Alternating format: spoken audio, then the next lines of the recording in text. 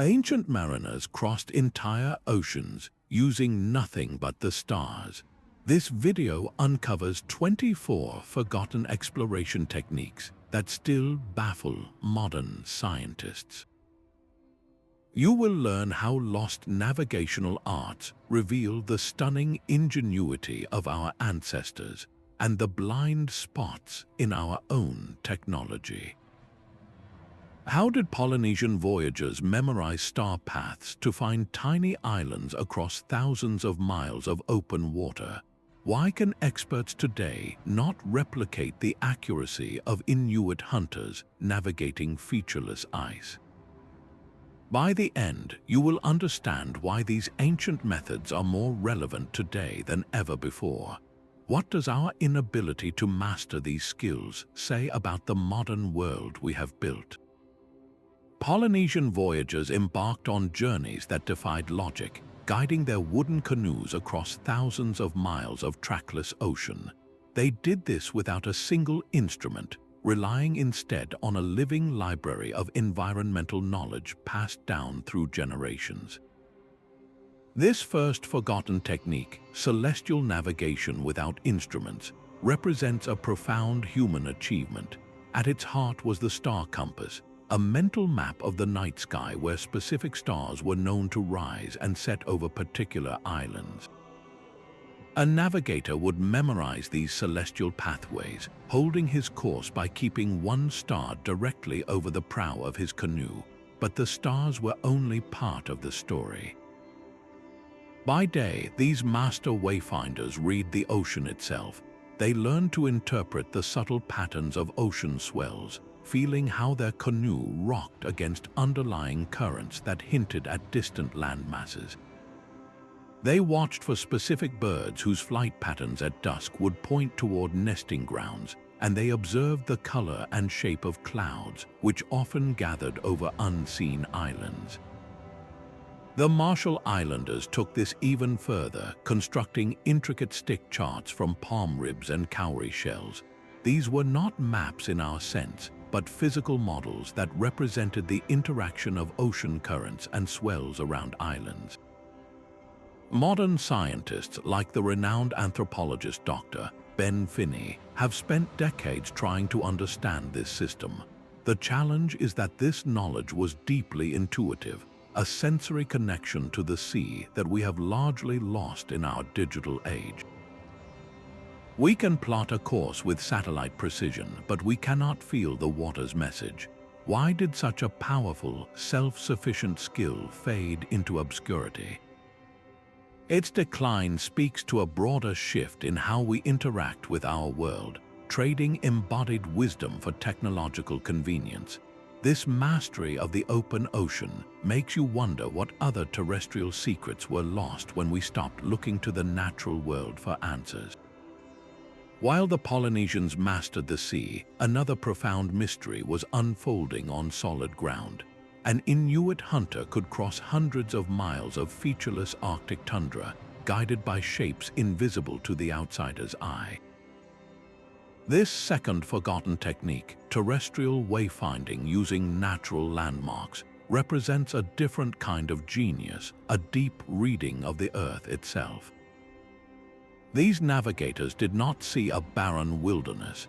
They saw a living map written in the language of snowdrift shapes sculpted by prevailing winds, in the subtle changes in lichen on rocks, and in the specific patterns of animal tracks. Every detail told a story. A slightly different type of moss might indicate a nearby water source, while the way a snow cornice formed on a ridge could reveal the direction of the last storm. Early 20th century explorers like Vilhjalmur Stefansson documented with astonishment how indigenous guides could maintain a perfectly straight course for days in white-out conditions where his own instruments failed. The secret was a mental map built over a lifetime and over generations of accumulated observation. This knowledge was not static.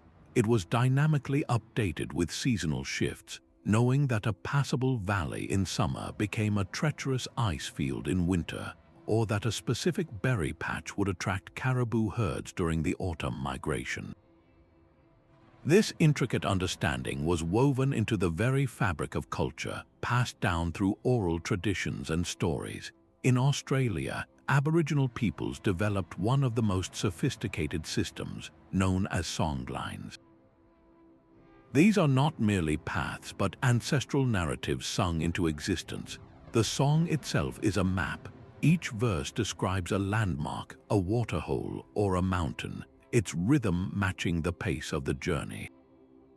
To sing the country is to navigate it, weaving through the landscape in a continuous line of story and lore that can stretch for thousands of miles. Modern scientists are utterly puzzled by the consistency and accuracy of these journeys. We have the tools to map every inch of the terrain from space, yet we lack the cultural context to decode the songline. We can build a GPS that tells us our coordinates, but it cannot tell us the story of the land. How did these wayfinders maintain such accuracy over vast, shifting distances? The answer lies in a form of perception we have largely lost, a constant, active dialogue with the environment. This leads us to wonder about a related puzzle, the mysterious art of estimating one's position from nothing but a starting point and a sense of movement, a skill known as dead reckoning on land. Across the searing emptiness of the Sahara, medieval traders performed a feat of mental arithmetic that seems almost supernatural today. They knew exactly where they were in a landscape of shifting dunes and endless horizons, using the third forgotten technique, dead reckoning on land. This was not a guess, it was a rigorous calculation. A caravan leader would start from a known point, perhaps an oasis town, and then meticulously track his progress. He would estimate the distance covered each day by observing the gait of his camels, and he would maintain direction by reading the sun by day and the stars by night. The famed 14th century traveler Ibn Battuta wrote of these masters of the desert, men who could guide a caravan for weeks with an unerring sense of their position. Their tools were simple but required immense discipline. Some would count their steps using a known stride length to measure miles. Others might use a sand clock to track time, correlating it with the caravan's average speed. The true genius of the system, however, lay in its constant corrections. At night, they would check their estimated position against the stars, realigning their mental map with the fixed points in the sky. On the Silk Road, merchants used these same principles to navigate the terrifying vastness of the Gobi Desert. A single error in calculation could mean missing a vital waterhole by dozens of miles, a mistake that would be fatal. So how did they achieve such consistent accuracy? The answer lies in a form of mental discipline we have largely abandoned. It was a continuous, conscious loop of observation, estimation, and correction, a skill honed through years of experience and passed down through generations. It was more than math, it was a deep, intuitive feel for movement and time. Modern researchers are baffled by the sheer consistency of these journeys, as there are no detailed written records of the daily calculations. We rely on GPS to tell us where we are every second, but these traders carried a living GPS in their minds. This profound mastery over terrestrial spaces makes the oceanic version of dead reckoning, used by European explorers in the Age of Sail, all the more puzzling. How could they possibly maintain their course on the trackless, featureless sea? Out on the open ocean, far from any coastline, European and Viking sailors faced a navigational challenge of a different scale. Their version of dead reckoning was a high-stakes gamble against the vastness of the sea. With no landmarks to guide them, they had to constantly estimate their position based solely on their last known point. Viking navigators, braving the fierce North Atlantic, judged their ship's speed by observing the patterns of waves breaking against the hull and the sound of water rushing past. They used a simple but effective tool, a log line. This was a rope with knots tied at regular intervals, fastened to a piece of wood thrown overboard. As the ship moved away, the rope would unravel, and sailors would count how many knots passed through their hands in a set time, giving them their speed, a term that survives today in the word knot for nautical miles per hour.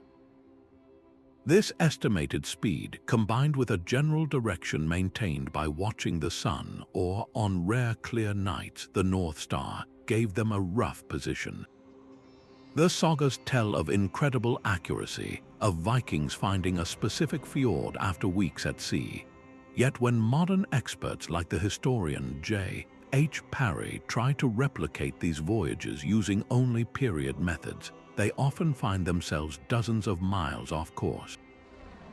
So how did they do it? The secret likely lay in a suite of supplemental skills. They observed the deep watercolor which changed near land. They watched for specific seabirds, knowing different species flew certain distances from shore. They even tasted the seawater for the silt of distant rivers. These subtle cues provided constant, subconscious corrections to their mental calculations. Centuries later, during the Age of Exploration, Columbus relied on this same basic technique of dead reckoning to cross the Atlantic. Yet his own logs contain baffling inconsistencies. Some days his recorded distances seem impossibly high, while on others they are curiously low. Historians puzzle over whether these were errors, deliberate falsifications to keep his crew from panicking, or evidence of a deeper, unrecorded understanding of ocean currents that he was factoring in. The greatest wild card, one that these early sailors could not have fully understood, was magnetic variation. Their compasses pointed not to the true geographic North Pole, but to the magnetic north, a point that shifts over time and location. A navigator sailing from Europe to the New World would find the discrepancy between magnetic north and true north changing constantly, subtly throwing his calculations off with every league traveled. Why did they trust such an imprecise method? Because for them, it was not imprecise. It was a living art blending measurement with intuition, a continuous conversation with the sea itself. This deep, almost mystical connection to the ocean finds its purest expression in another lost art, the ancient practice of wave piloting. The ocean whispered its secrets to those who knew how to listen. This fifth forgotten technique, wave piloting, transformed the sea from a trackless void into a detailed map. Pacific Islanders, particularly in the Caroline Islands, learned to read the ocean's surface like a book, interpreting the language of waves to find their way.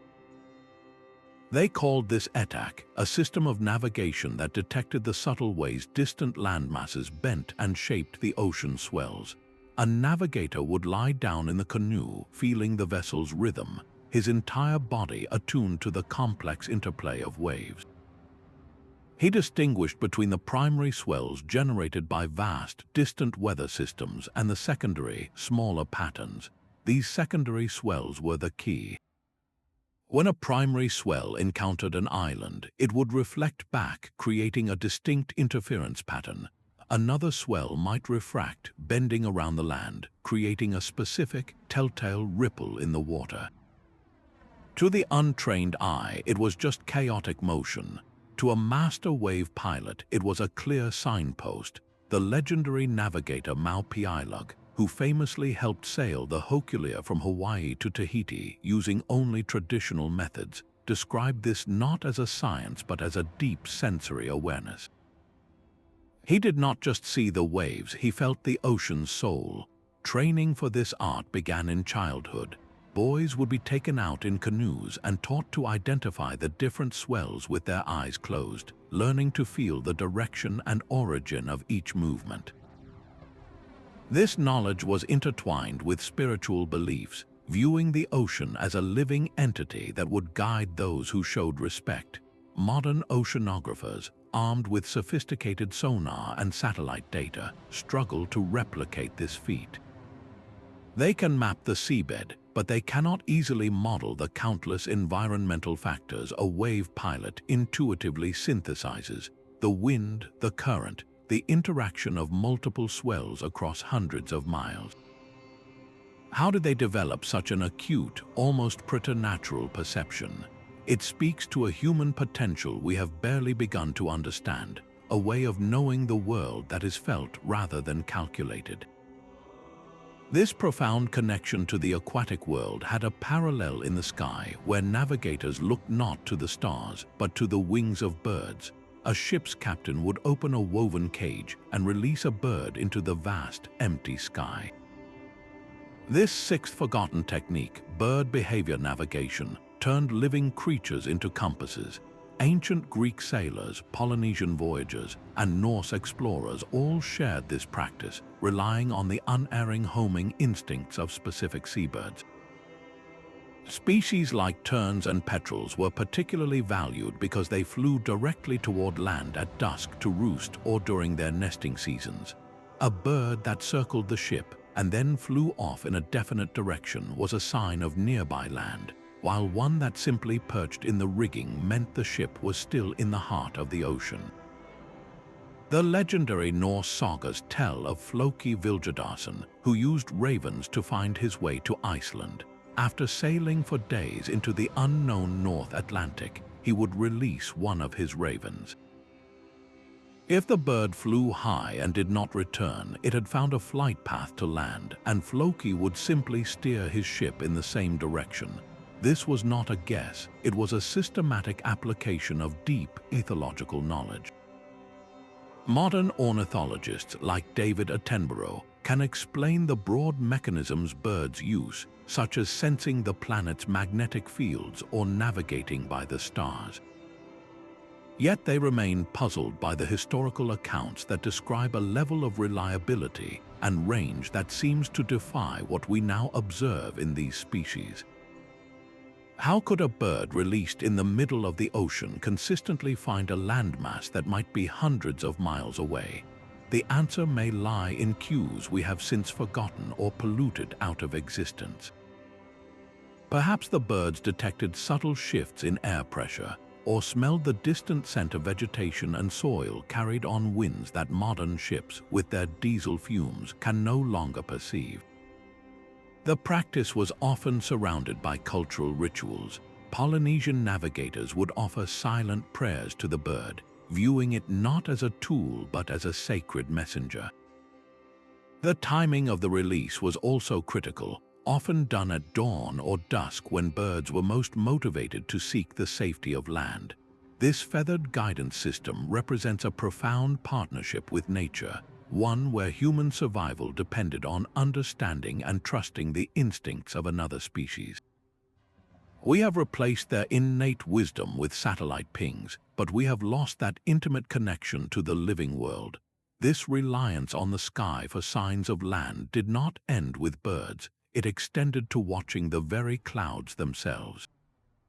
High above the waves, a different kind of map was written across the sky. The seventh forgotten technique, cloud observation for land detection, required sailors to become expert meteorologists, reading the subtle signs that invisible islands painted on the heavens. Pacific navigators knew that a stationary, puffy cumulus cloud clinging stubbornly to one patch of horizon was not a coincidence. It was often a beacon, formed when moist air rose over the warm land of an island, cooling and condensing into a cloud that stood sentinel while others drifted past. They looked for the greenish tint reflected from lagoons on a cloud's underside, a phenomenon known as lagoon glare, and they watched for specific patterns in the way clouds moved, disrupted by the unseen topography below. The legendary explorer Thor Heyerdahl witnessed this firsthand during his Kon-Tiki expedition, writing with awe about how his Polynesian companions would point to seemingly ordinary clouds and correctly predict landfall days before any land was visible from the deck. They were interpreting a language of the sky that his modern charts could not translate. This skill was deeply nuanced. Navigators in archipelagos like the Maldives became masters of this art, using the unique cloud formations that gathered over tiny atolls to guide their wooden donnas through the vast Indian Ocean. They understood how the persistent trade winds would shape these aerial signposts, and how ocean currents influenced the low-level haze that sometimes haloed a distant island. Modern meteorology can explain the basic physics, of course, how land heats up differently than water and creates thermal updrafts, but scientists are puzzled by the historical accounts of accuracy. When they analyze satellite imagery, they find that the correlation between a specific cloud and a specific atoll is not always reliable. The clouds shift, dissolve, and reform.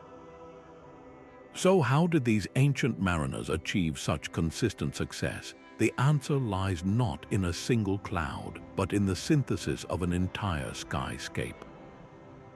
It was the relationship between multiple formations, the way one cloud type interacted with another, and the integration of this sky knowledge with every other clue from the sea.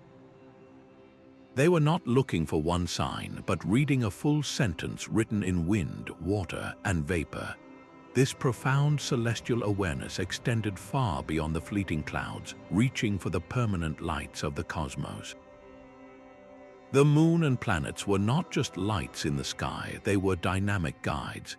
This eighth forgotten technique, lunar and planetary navigation, required a deep understanding of the cosmos that rivals modern astronomy. Ancient astronomers from the deserts of Arabia to the highlands of the Andes used the predictable cycles of these celestial bodies to chart their courses with stunning accuracy. The Maya, for instance, timed their long-distance trade expeditions with the appearance of Venus.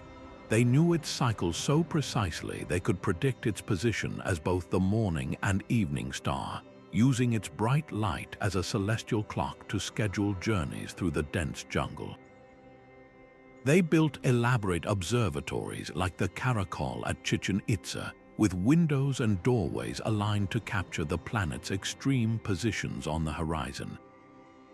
This was not casual stargazing, it was a rigorous science integrated with their spiritual worldview, where the movements of the gods directly dictated the actions of men.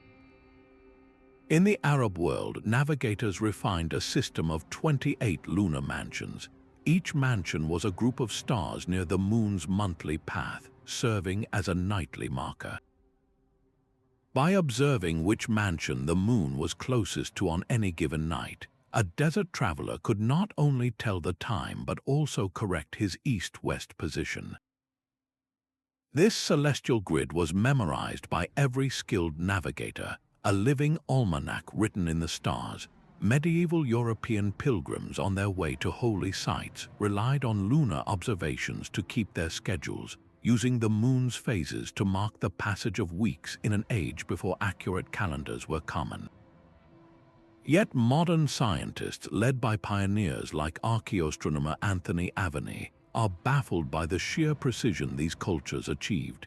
They had no telescopes, no precise clocks, and no understanding of gravitational physics. How did the Inca, for example, use the dark patches in the Milky Way, which they saw as celestial animals, to orient their journeys across the Andes? The mathematical underpinnings of their systems are still hotly debated. The calculations were often oral, woven into mythology and ritual, making them incredibly difficult for our text-based science to fully decode. These methods declined not because they were wrong, but because they demanded a holistic knowledge that our specialized world has fractured. We separated astronomy from navigation and mathematics from mythology, losing the interdisciplinary genius that made such wayfinding possible. This celestial puzzle makes you wonder about other senses we have neglected, like the mysterious art of using sound to find your way in the dark, deep within pitch-black caves or the dense, light-stealing canopy of a jungle. Your ears become your eyes. This ninth forgotten technique, sound-based navigation, transformed the world into an audible map. Early humans and indigenous cultures like the San people of the Kalahari did not just listen, they actively interpreted the sonic landscape to see with their ears. They used a form of natural echolocation, clicking their tongues or clapping their hands, and then deciphering the returning echo.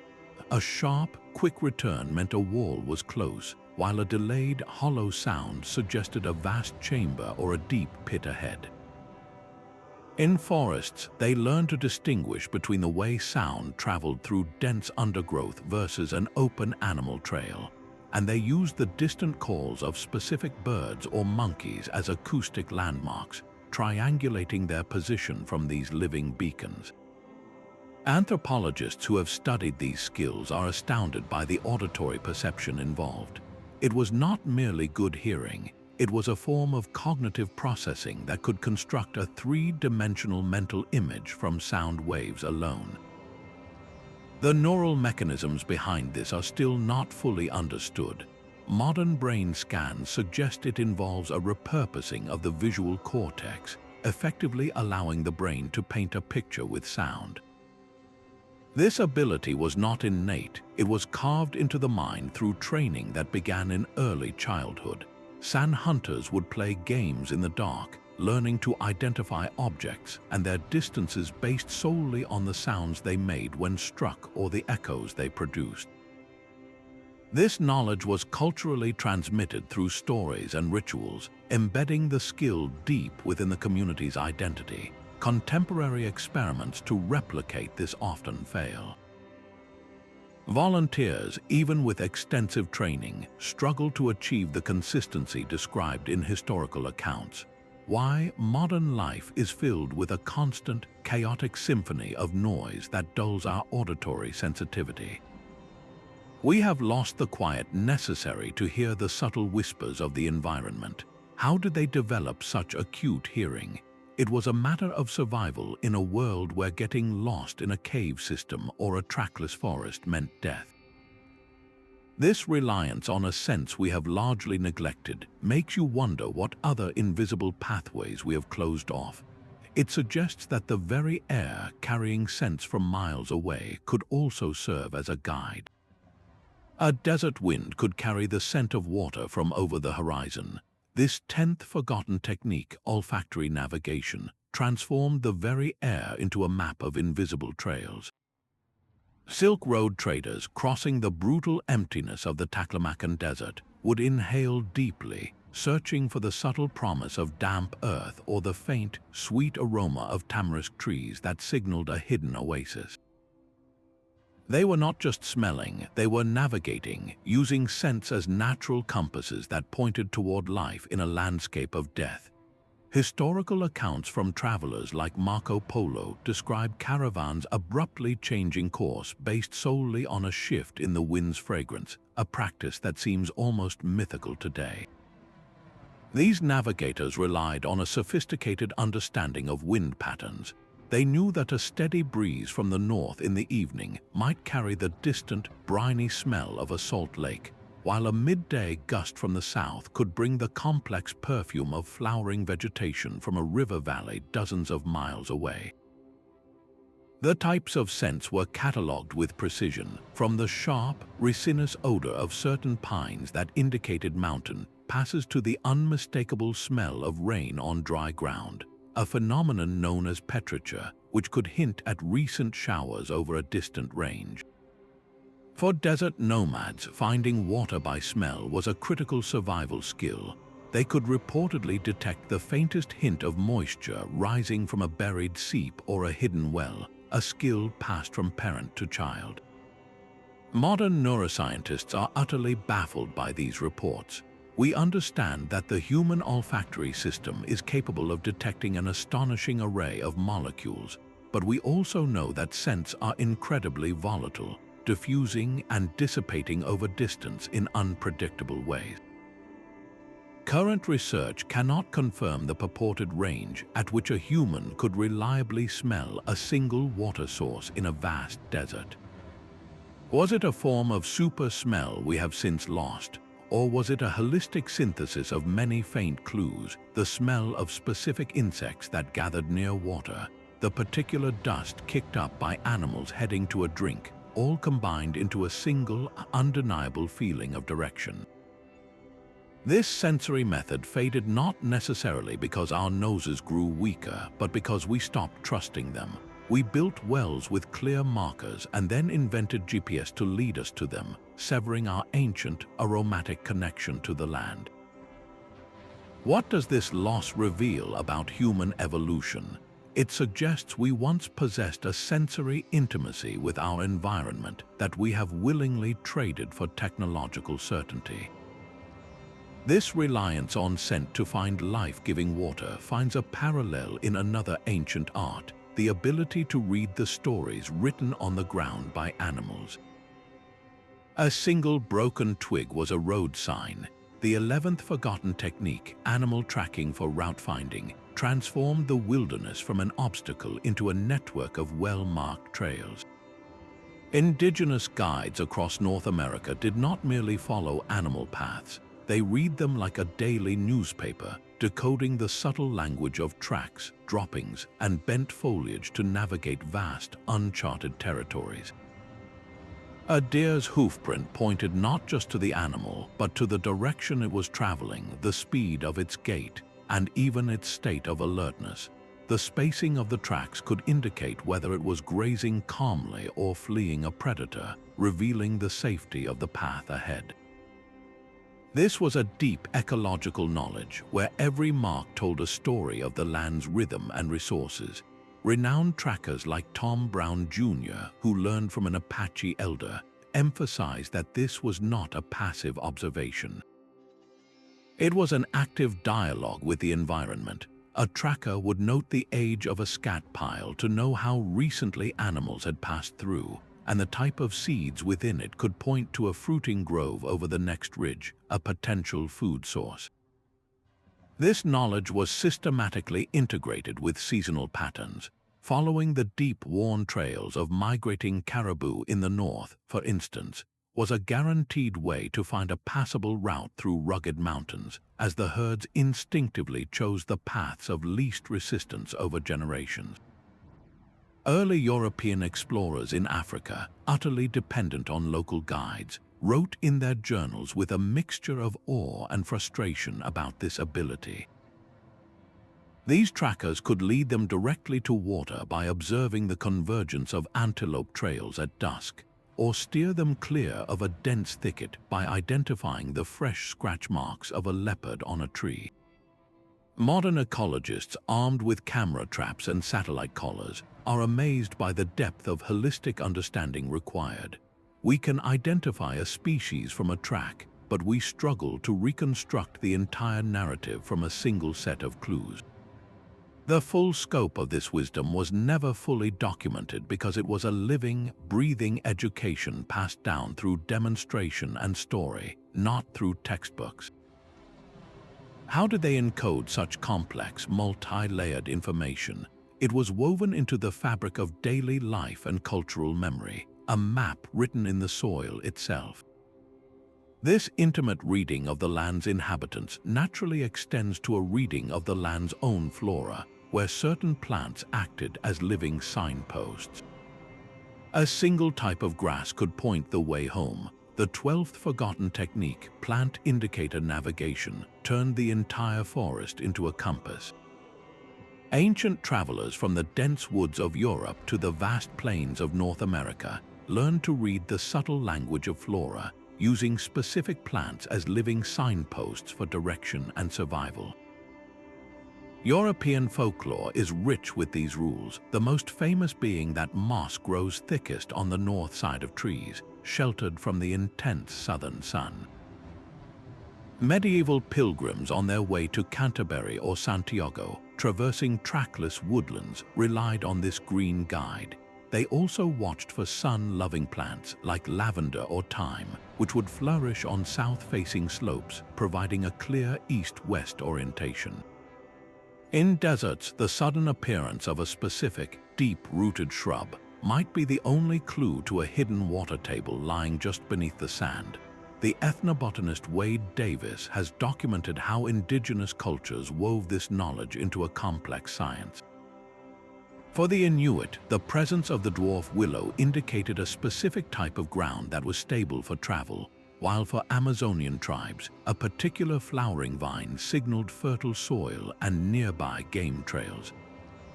Yet modern botanists are deeply puzzled. When they rigorously test the old rules, they find glaring inconsistencies. Moss does not always grow on the north side of a tree. It grows on the side that retains the most moisture, which can be influenced by wind patterns, nearby shade, or the texture of the bark itself. So why did these methods persist for centuries with such reported success? The answer lies not in a universal law, but in deep local knowledge. A pilgrim traveling a well-worn route through a specific forest would learn that in that particular valley, the moss did consistently favor the north because of the unique microclimate. The rule was a mnemonic device for a localized truth. The precision in historical accounts comes from a lifetime of observing a specific landscape, understanding how slope, soil, and prevailing winds created predictable patterns for the plants that lived there.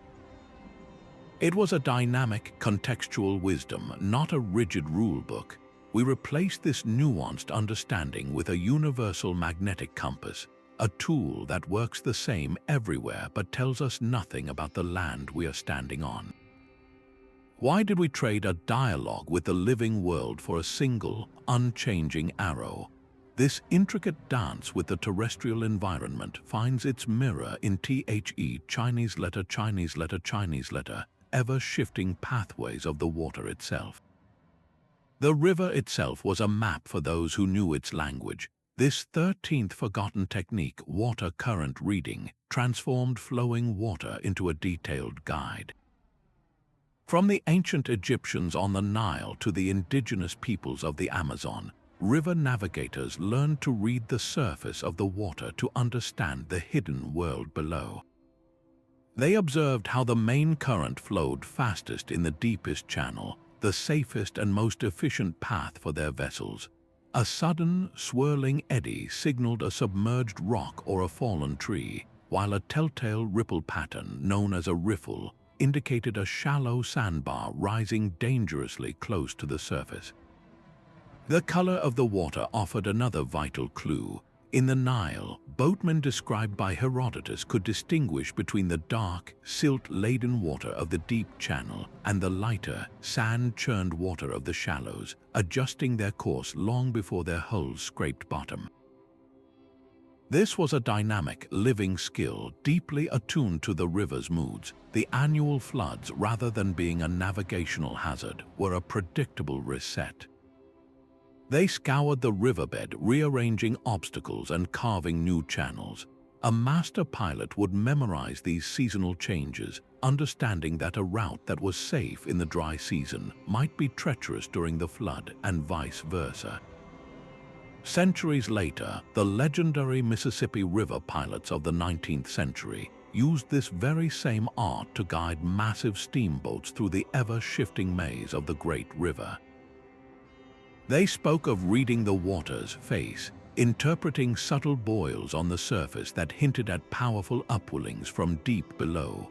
Modern hydrologists, armed with sonar and current meters, are utterly baffled by the historical accounts of accuracy.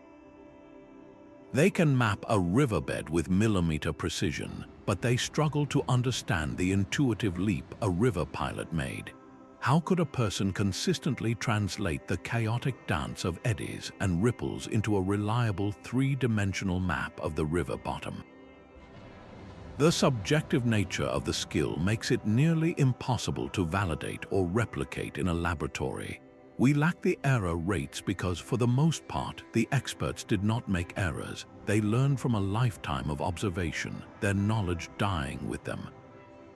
How did they develop such a nuanced understanding of an environment that never stayed the same? They were not just navigating the river, they were in a continuous conversation with it, listening to its whispers of danger and promises of safe passage. This profound connection to a fluid pathway finds a parallel in the invisible roads of the air, where ancient mariners learned to harness the power of the wind itself. The wind itself was a road. For the Arab Dhow traders of the Indian Ocean, the monsoon was not a force of nature to be feared, but a predictable engine. They harnessed the 14th forgotten technique, wind pattern navigation, turning the sky's great exhalations into a scheduled transit system. For 6 months, the wind would blow steadily from the northeast, carrying their laden ships from the Arabian Peninsula to the spice ports of India. Then, as if on a cosmic clock, the winds would reverse, blowing from the southwest for the next 6 months to bring them home. This was not a vague hope. It was a precise science built on centuries of accumulated observation.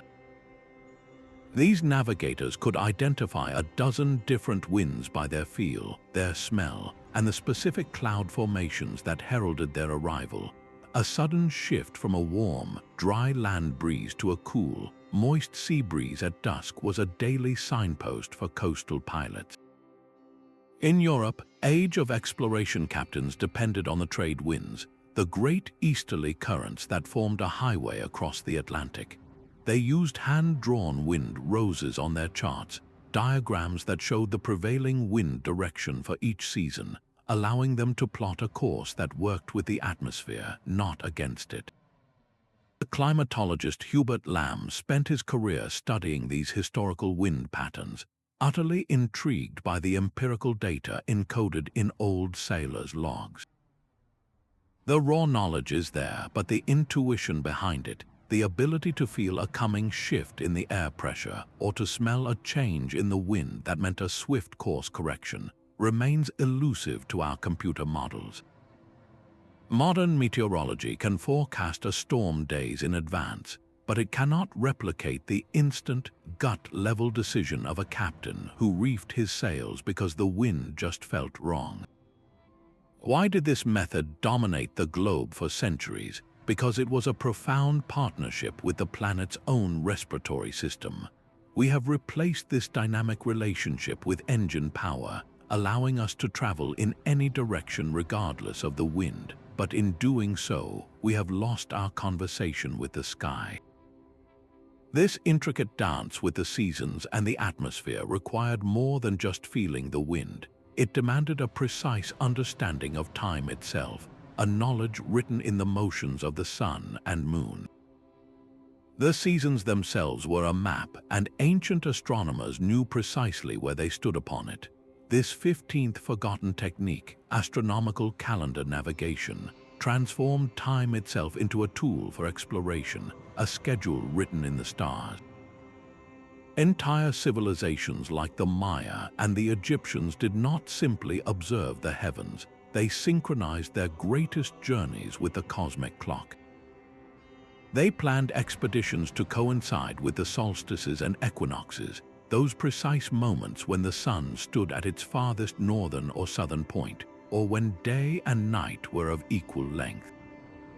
These were not arbitrary dates, they were celestial guarantees. A voyage launched after the spring equinox could expect milder weather and favorable winds, while a journey timed with a specific star's first appearance in the dawn sky, known as its heliacal rising, signaled the start of a safe travel season.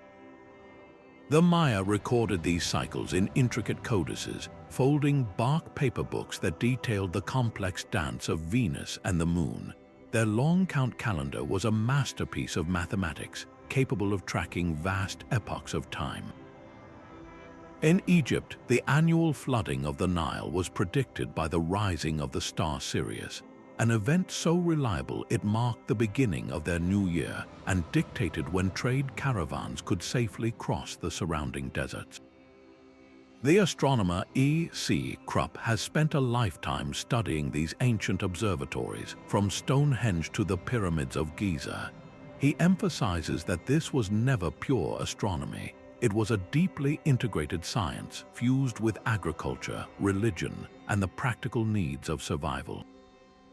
The calendar told you not only when to sail, but when to plant so you would have food for the voyage, and when to conduct the rituals that would ensure divine favor. Yet for all our understanding of the cycles themselves, modern archaeologists are utterly baffled by the mechanism of their precision. How did the Polynesians, for instance, maintain a star calendar across hundreds of years and thousands of miles of ocean without a single written record? They had no stone circles in the Pacific, no permanent temples to use as fixed observation points. Their entire calendar was a living, breathing body of knowledge carried in memory, passed down through chants and stories from one master navigator to the next. The real mystery lies in the corrections. Calendars based on the moon's phases drift out of sync with the solar year at a rate of about 11 days per year. Our modern Gregorian calendar fixes this with leap years, but how did oral cultures account for this drift over generations? Did they have a tacit understanding of the Metonic cycle, a 19-year period after which the moon's phases realign with the solar year? We may never know the specific algorithms they used. The skill was not in the observation alone, but in the collective, cultural memory that refined it over centuries, a self-correcting system embedded in song and myth. How could such a precise, long-term understanding of time simply vanish from common knowledge?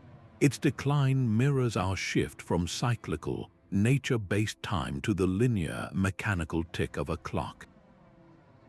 We gained punctuality but lost our place in the cosmic rhythm. This mastery of temporal space makes you wonder about their mastery of physical space and the incredible mental maps they must have constructed without ever putting pen to paper. The human mind can become a perfect living atlas. This 16th forgotten technique, mental mapping and spatial memory, allowed ancient explorers to carry entire worlds inside their heads. Inuit hunters traversing the Arctic and Aboriginal peoples crossing Australia did not use paper maps. Instead, they built intricate three-dimensional mental landscapes through a lifetime of travel and the constant retelling of stories. Every valley, every distinctive rock formation, every bend in a river was encoded not as a simple coordinate, but as a rich sensory memory, complete with the smells, sounds, and emotional weight of a place. A crack in a specific granite boulder was not just a visual marker, it was the place where an ancestor had found shelter in a storm, a story sung into the landscape during ceremonies. Psychologists like Harry Heft describe this as embodied knowledge, a deep fusion of mind, body, and environment. The map was not a separate object to be consulted. It was a part of the navigator's very being. Early European explorers left accounts filled with astonishment at this ability. They wrote of native guides who could recall a journey taken only once, years before, describing every watering hole and impassable thicket with flawless accuracy. These mental maps were constantly updated and reinforced through ritual and song. The pathways were not just remembered, they were performed, walked and re-walked in both physical space and cultural memory. Modern cognitive scientists are utterly baffled by the sheer capacity and precision of this recall. We struggle to understand the neural mechanisms. Brain scans show that spatial navigation activates the hippocampus, but how did these cultures train this part of the brain to such an extraordinary degree without any formal, documented training regimen? The methods were likely woven into the fabric of daily life from earliest childhood, through games, storytelling, and the simple act of paying relentless attention. Why is this skill so rare today? We have outsourced our spatial memory to digital devices. We no longer need to build rich cognitive maps because a smartphone can build one for us in seconds. What does this loss teach us about brain plasticity? It suggests our mental capacities are not fixed, but are shaped by what we demand of them. When we stop using a skill, the very neural pathways that supported it may fade. This profound reliance on memory and communication across distances found its most dramatic expression in the use of fire and smoke, turning the sky itself into a messaging system. Fire and smoke could speak across mountains. This 17th forgotten technique, fire and smoke signaling for coordination, turned the atmosphere itself into a messaging network. Ancient groups from the Great Plains of North America to the Highlands of Scotland used controlled burns and precisely crafted smoke plumes to convey complex information over vast distances. This was not random bonfire lighting. It was a sophisticated language of light and air. A single, steady column of white smoke might signal a meeting point, while a series of quick, intermittent puffs could warn of approaching danger. The message was encoded in the smoke's color, its density, its duration, and its rhythm. Native American tribes such as the Lakota became masters of this art. They selected specific fuels, knowing that green branches would produce a thick, white smoke ideal for visibility against a forest backdrop, while dry grasses created a fast, gray plume perfect for rapid alerts. Historical accounts from Roman legions describe how they used smoke signals along the frontiers of their empire, relaying news of barbarian movements from one watchtower to the next with astonishing speed.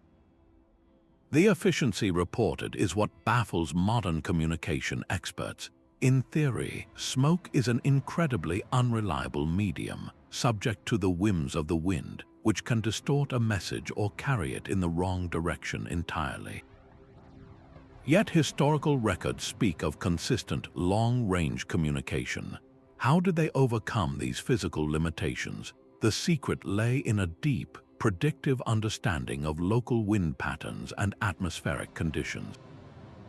Signalers would only initiate a message when the wind was stable and blowing in the desired direction. They also integrated this with celestial observations for timing, sending specific signals at dawn or dusk when the low sun would illuminate the smoke, making it visible from much farther away. The Australian Aboriginal peoples used smoke not just for warnings, but for complex social coordination across the outback, inviting distant clans to ceremonies. Contemporary experiments, however, highlight the puzzles. When researchers try to replicate these systems, they find that the messages often become garbled over just a few miles. The smoke dissipates, the wind shifts, and the intended code is lost. This suggests that the original practitioners possessed a nuanced, shared understanding that went beyond a simple visual cipher. The code was likely embedded within a broader cultural context, where a single puff might trigger a pre-arranged plan known to all members of the group. How did they standardize these signals across different regions and language groups? The answer may lie in the universality of certain needs, the signal for water or for danger likely converging on similar forms out of sheer necessity. This fiery language required its speakers to be not just communicators, but also meteorologists and timekeepers, reading the sky to ensure their message would fly true. This mastery over light and its absence finds a logical parallel in another elemental tool, the simple shadow cast by a stick in the sun. A simple stick planted in the sand could point the way across an entire desert. This 18th forgotten technique, shadow stick navigation, transformed a sliver of darkness into a precise solar compass. Ancient travelers from the Egyptian Sahara to the Gobi Desert relied on this elegant method. They would place a straight staff vertically into level ground and mark the tip of its shadow with a small stone. Then they would wait perhaps 15 or 20 minutes and mark the new position of the shadow's tip. A line drawn between these 2 points created a nearly perfect east-west axis, with the first point always indicating west. The sun's daily arc across the sky guaranteed this simple, unshakable truth. But this was only the beginning of the art. A skilled navigator would then bisect this line to find true north and south, creating a full cardinal direction cross on the ground before him. The historian of science James Evans points out that this principle formed the very foundation of the earliest sundials, yet its practical use in wayfinding is a story rarely told from the caravanserais. The true genius lay in the necessary corrections. A desert nomad knew intuitively that the length of the shadow changed with the seasons and his latitude. The sun rode higher in the summer sky, casting a shorter shadow, and lower in the winter, creating a longer one. He did not need complex trigonometry. He had a deep, embodied understanding of the sun's behavior in his specific region, passed down through generations of watching the ground. Bedouin tribes used this method to maintain their course across the featureless Rub al-Khali, the empty quarter. They could even estimate the time of day from the shadow's length and direction, coordinating their marches to avoid the brutal midday heat. Modern physicists, however, are deeply intrigued by the historical accounts of its accuracy. When they model the system, they account for the elliptical orbit of the Earth and the tilt of its axis, factors that introduce tiny but cumulative errors. We lack the empirical data on the actual error margins of a Bedouin guide. Did they possess an unrecorded method for compensating for the equation of time, the discrepancy between solar time and clock time that changes throughout the year? Or was their navigation so integrated with other cues like wind patterns and dune alignment that the small errors of the shadow stick were constantly corrected? This simple tool persisted for millennia because it was free, unbreakable, and drew its power directly from the cosmos. Its decline asks a profound question. Why did we abandon a tool that connected us to the fundamental mechanics of our solar system? This mastery over the sun's path finds its stark, frozen opposite in the ability to navigate a world of pure white, where shadows dissolve into endless daylight or perpetual night. The texture of ice could mean the difference between life and death. This 19th forgotten technique, ice and snow navigation, required a reading of the frozen world so intimate it seems almost supernatural to us today. Inuit hunters traversing the Arctic did not see a uniform, white wasteland. They saw a detailed landscape painted in shades of blue, gray, and white, each hue telling a story about the ice's thickness and stability. They learned to interpret the subtle language of pressure ridges, the massive walls of broken ice that formed where flows collided, which could be either impassable barriers or navigational highways depending on their structure. The sound the ice made when tapped with a harpoon was a critical diagnostic tool.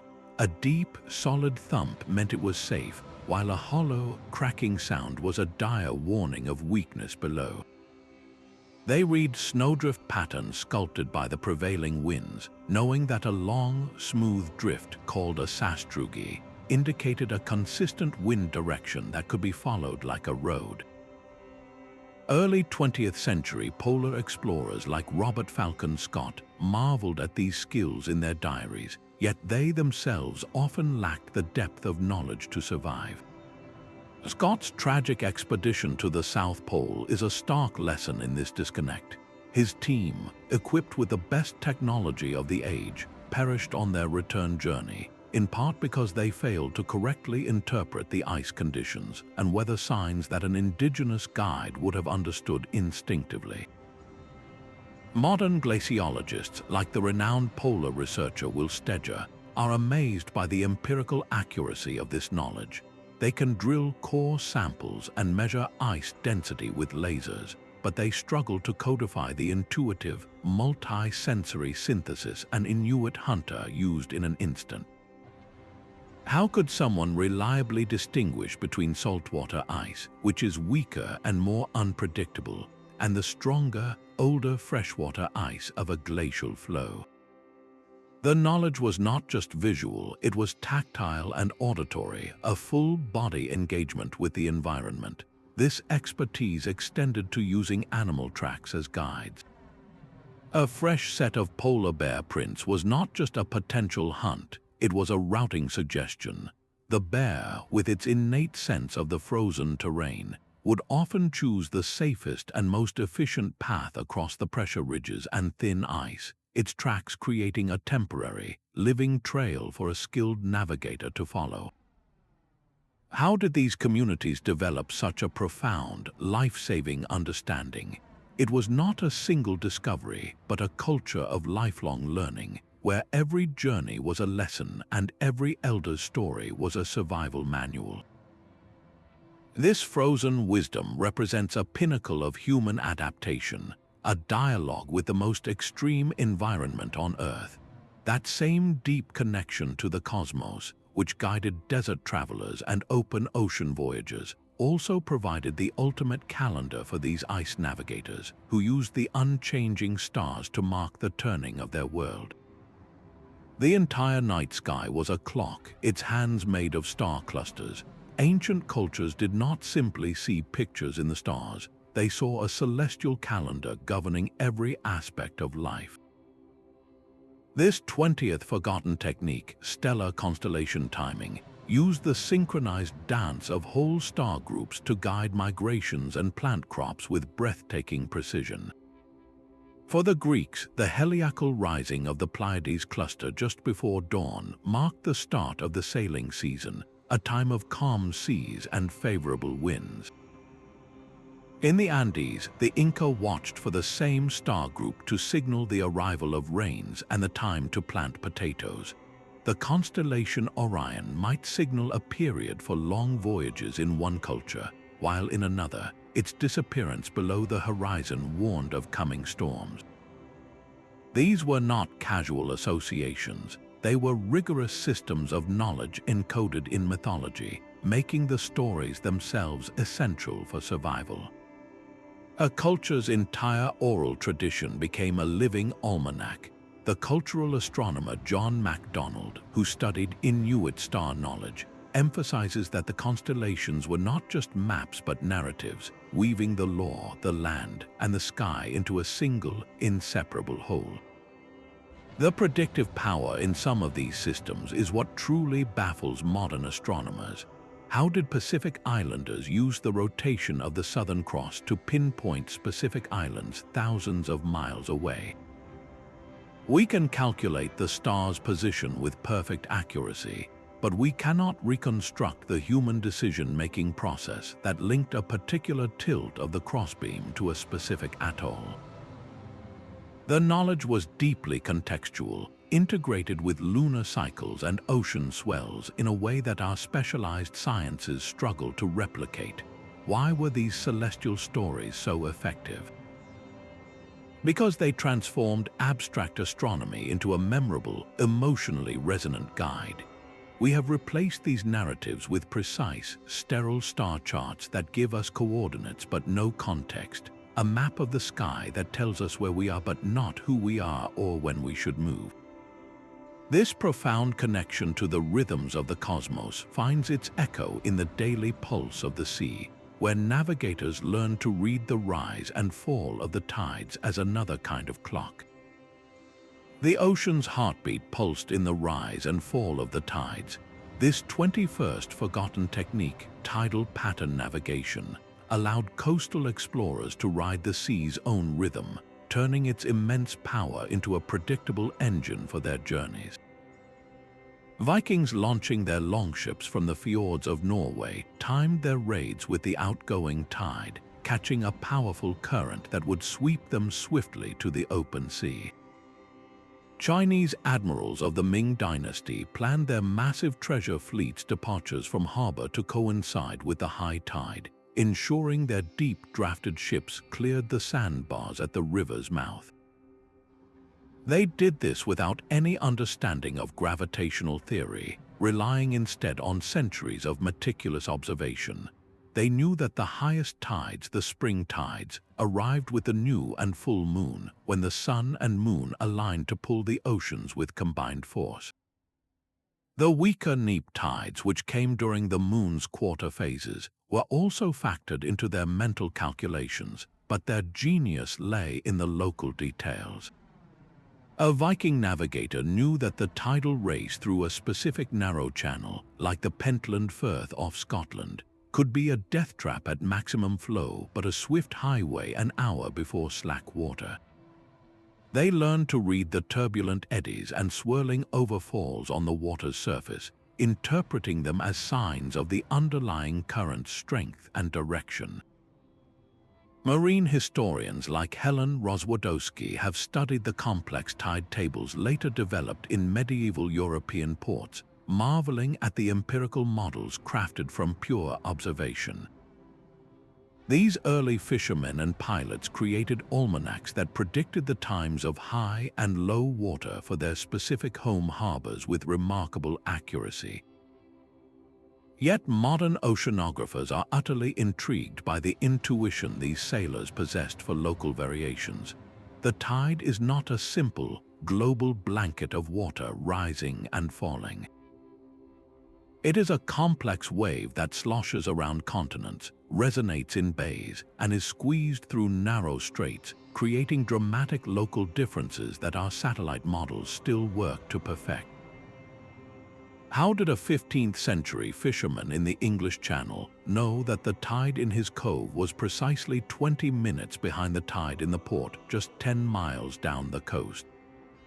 He knew because his grandfather had taught him, and his grandfather before him, in an unbroken chain of lived experience. They faced immense risks, of course. A miscalculation could mean being swept onto a lee shore by an incoming tide or stranded on a mudflat for hours, vulnerable to attack or storm. Contemporary data reveals underwater topography and resonant basins that these early navigators could never have known about, yet their practical success was undeniable. How did they achieve such reliable results without our fundamental physics? They were not calculating the force of the moon's pull. They were dancing with the ocean's daily breath, a partnership built on generations of watching and learning. This deep, elemental connection to the forces that move our world finds a fascinating parallel in humanity's first attempts to harness an invisible force, the mysterious pull of magnetic rocks. A naturally magnetic rock could pull a traveler toward true north. This 22nd forgotten technique, magnetic rock navigation, represents one of humanity's first steps toward harnessing an invisible force of the planet. Ancient cultures from China to Greece discovered that certain stones, primarily lodestone, a naturally magnetized form of magnetite, possessed a strange and wondrous property. When freely suspended by a thread or floated on a piece of wood in water, it would slowly swing around to align itself in a north-south orientation. This was not magic, but a direct response to the Earth's own magnetic field, a phenomenon these early scientists could not possibly explain. In China, as documented by the historian Joseph Needham, these lodestone spoons were used for geomancy and feng shui long before they guided ships, helping to orient temples and homes in harmony with the unseen energies of the world. The genius lay in the refinement. These early navigators learned to identify the most potent lodestones by feel and by testing them against known directions. They then carefully shaped the rock, often into the form of a spoon or a fish, and polished its bottom to a smooth, rounded point that would pivot with minimal friction. This primitive compass, or south pointer as it was sometimes called, was then integrated into a broader navigational suite. A captain might use the magnetic rock to find his cardinal direction on a cloudy day, then confirm it by the prevailing wind patterns, and finally fine-tune his course by the stars at night. It was a tool of verification, a steady whisper of direction when the sky was silent. The mystery that baffles modern geophysicists is not the basic principle, but the sophistication some cultures apparently achieved. A fascinating case comes from the Olmecs of ancient Mexico, where archaeologists have uncovered artifacts, including a lodestone bar, that appear to have been used for directional purposes. The puzzle is profound. How did they develop this knowledge independently, and how accurately did their magnetic devices perform? We have no surviving records of their methods or their understanding of the magnetic variation that would have made their north slightly different from true north. Why did this technique evolve so differently across the world, with some cultures perfecting the magnetic needle while others seem to have abandoned it? The innovations lost in these separate silos of discovery represent a fascinating what-if in the history of exploration. This tangible pull toward a hidden pole finds a stark contrast in the next technique, a method that looked inward for guidance rather than outward to the physical world, turning to the mysterious landscape of dreams for exploratory insight. Dreams were not a retreat from reality, but a tool for navigating it. This 23rd forgotten technique, dream interpretation for guidance, wove the subconscious mind directly into the process of exploration. For many indigenous cultures, including numerous Native American tribes and Aboriginal Australian peoples, the dream world was a real landscape, a place where vital information could be accessed beyond the limits of ordinary perception. A shaman or a tribal leader would not simply embark on a long journey. They would first enter a ritual state, often through fasting, chanting, or prolonged isolation, to seek a vision that would reveal the correct path. The dream was not taken literally but symbolically.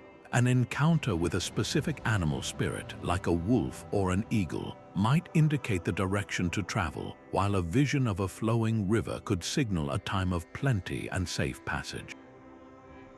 The anthropologist Carlos Castaneda documented this worldview, describing how his mentor, a Yaqui man, considered dreams a genuine source of navigational data, as real as any physical landmark.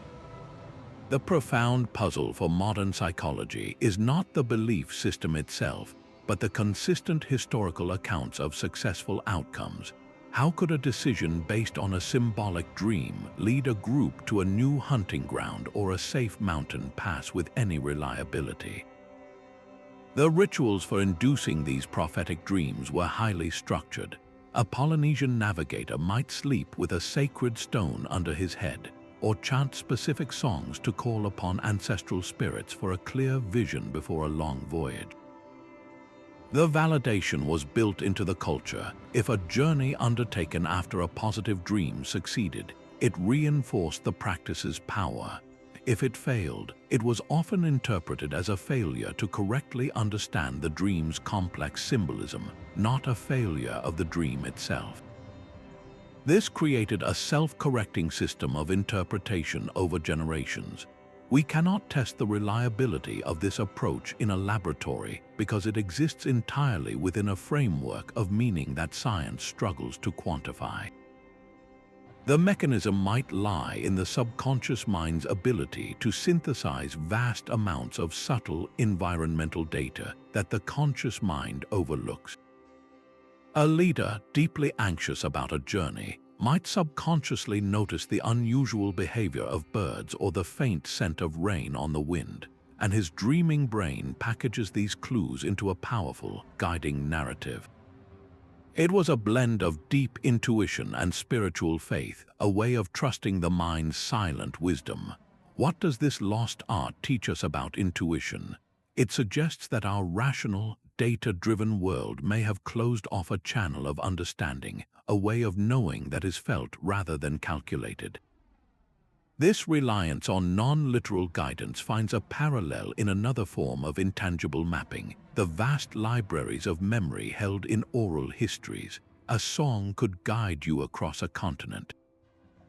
This 24th forgotten technique, oral history and songline navigation, wove the very act of travel into the fabric of culture and memory. For Aboriginal Australians, the land was not a blank space to be crossed, but a living story to be sung into existence. A songline is an ancestral narrative, a sequence of verses where each line describes a specific landmark, a waterhole, a rock formation, or a mountain range.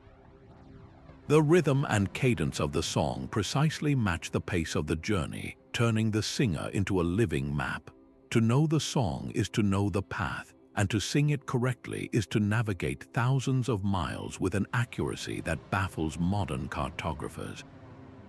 Scholars like Bruce Chatwin have described these songlines as the world's largest and oldest human archive, a library of the land written not on paper, but in the minds of its people. The songs are far more than simple directions. They encode deep ecological knowledge, noting which plants are in season, where water can be found after the rains, and the migration patterns of animals. Woven within the geography are moral lessons and laws, making every journey both a physical traversal and a spiritual reaffirmation of one's place in the world. Elders were the custodians of this immense knowledge, teaching the songs to the next generation through a rigorous process of repetition and demonstration. A young person would learn the song for their country by walking the land with an elder, hearing the story of each feature as they stood before it, forging an unbreakable link between the music in their mind and the earth beneath their feet. Early European settlers in Australia left accounts filled with astonishment, describing how indigenous guides could lead them through seemingly identical, trackless scrub for weeks, arriving unerringly at a specific destination by following a song they hummed under their breath. The great puzzle for modern linguists and geographers is the sheer precision and durability of these oral maps over countless generations. We lack recordings of the original, uninterrupted performances, making it difficult to analyze the exact mechanisms of their accuracy. How could a culture maintain a perfect continent-spanning map without a single written record? The cognitive processes behind this feat of memory are still not fully understood. It suggests that human memory, when trained within a vital cultural framework, can achieve a fidelity we now relegate to hard drives and cloud storage. These methods persisted because they were more than navigation, they were identity. They connected people to their past, their lore, and their environment in a single, continuous act of remembrance.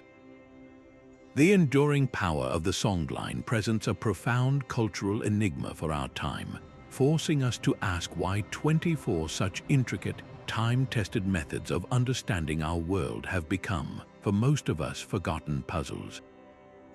These 24 forgotten techniques share a common thread that modern science struggles to grasp. They are not isolated skills, but deeply integrated systems of knowledge. Where our modern approach breaks the world into separate disciplines, oceanography, astronomy, botany, these ancient methods wove them all together into a single, seamless understanding. A Polynesian navigator did not separate the star from the swell, the cloud from the bird. He perceived them as interconnected parts of a living whole. This is the first great puzzle for contemporary researchers. We have the tools to analyze each component with microscopic precision, but we have lost the framework to see how they interact as a dynamic system. The historian of science, Dr. James Burke, once noted that the genius of these methods lay in their context, a context that has largely vanished. We can map a star's position, but we cannot reconstruct the cultural narrative that gave that star its meaning and its power to guide. The loss of oral traditions and hands-on, lifelong training has created an unbridgeable gap in our understanding. These skills were not written in manuals, they were carved into memory through story, song, and direct sensory experience from childhood. An Inuit hunter learned the language of ice not from a textbook, but by walking alongside his father, feeling the subtle differences underfoot, hearing the warnings in the wind. This embodied knowledge is almost impossible to transfer into a laboratory setting. When anthropologists try to replicate these feats, they often fail because the knowledge was not just informational, it was deeply intuitive, a feel for the environment honed over a lifetime of practice. The reductionist approach of modern science, which seeks to understand a complex system by breaking it down into its smallest parts, fundamentally fails here. You cannot isolate the wave piloting skill from the spiritual beliefs that gave the ocean its voice, or separate the songline from the legal and moral codes it also conveyed. As archaeologist Dr. Margaret Conkey has argued, we are trying to read a book where we have only recovered scattered words, and we have lost the grammar that held them together. This leads to a profound and reflective question. What is the true cost of this fragmentation? We have gained incredible technological power, but we may have lost a deeper, more holistic way of knowing our world.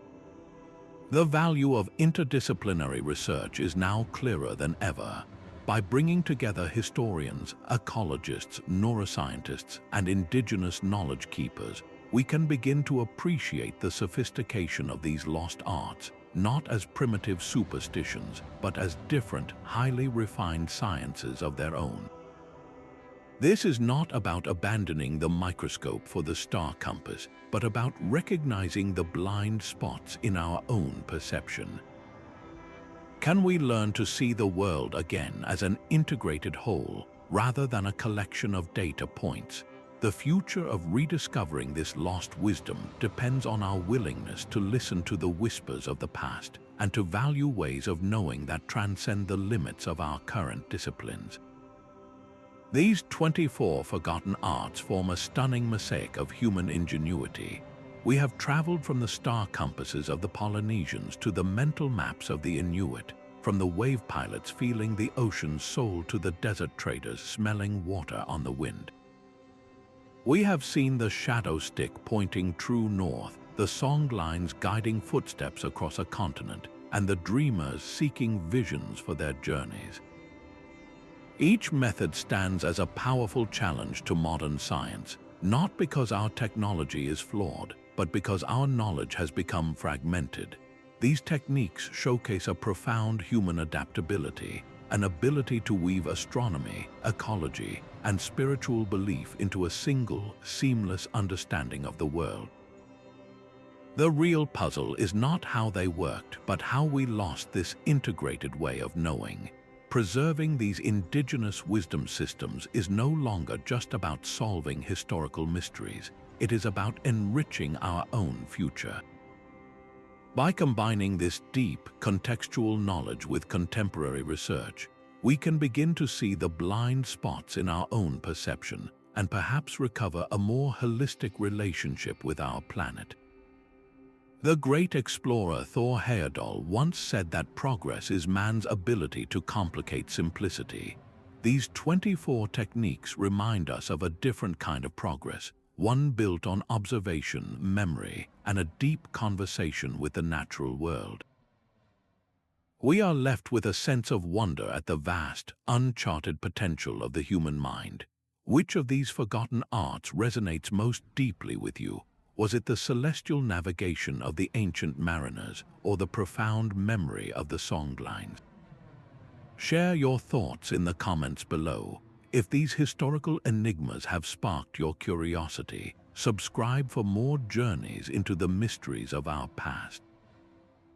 Let this be an invitation to explore the unknown in your own life, to look up at the stars, to listen to the wind, and to remember that the greatest maps are often the ones we carry within.